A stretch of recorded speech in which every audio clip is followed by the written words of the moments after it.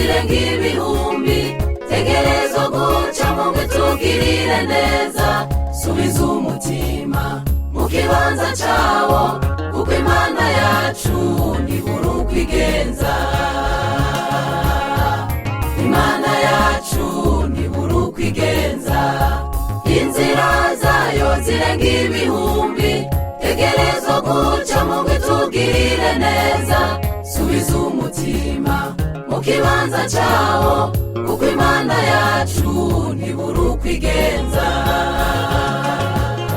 Nakure hab'Imana itakura umuntu, nanakure heza Imana itoshikana umuntu. Hagarara neza uzigame ico wabikijwe kuko Imana yacu itabura uko igenza. Nakure hab'Imana itakura umuntu, nanakure heza Imana itoshikana umuntu. Hagarara neza uzigame ico wabikijwe kuko Imana yacu itabura uko igenza.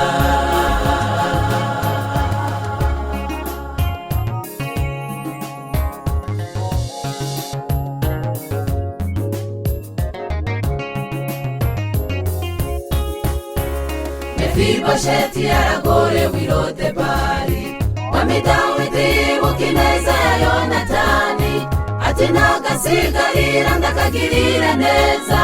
Mefibosheti aribukwa aja gusangira n'umwami kuko Imana yacu itabura uko igenza. Mefibosheti yaragorewe i Lodebari, Mwami Dawidi yibuka ineza ya Yonatani, ati ntagasigarira ndakagirire neza. Mefibosheti aribukwa aja gusangira n'umwami kuko Imana yacu itabura uko igenza. Nakure hab'Imana itakura umuntu, nanakure heza Imana itoshikana umuntu. Hagarara neza uzigame ico wabikijwe kuko Imana yacu itabura uko igenza. Nakure hab'Imana itakura umuntu, nanakure heza Imana itoshikana umuntu. Hagarara neza uzigame ico wabikijwe kuko Imana yacu itabura uko igenza.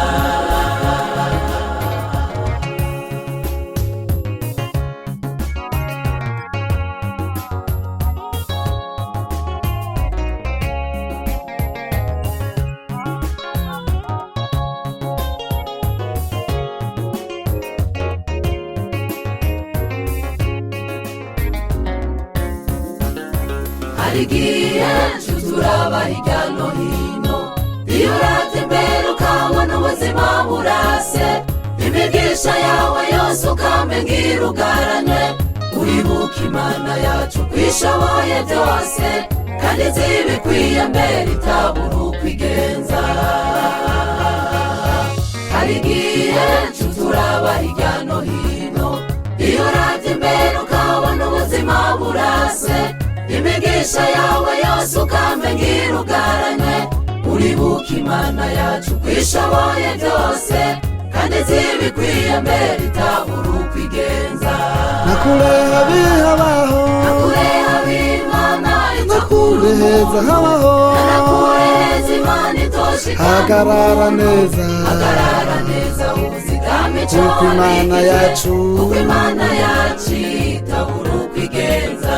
nakure habaho, nakure hab'Imana nakure heza habaho nakure heza Imana itoshikana. hagarara neza uzigame ico kuko Imana yacu kuko Imana yacu itabura uko igenza.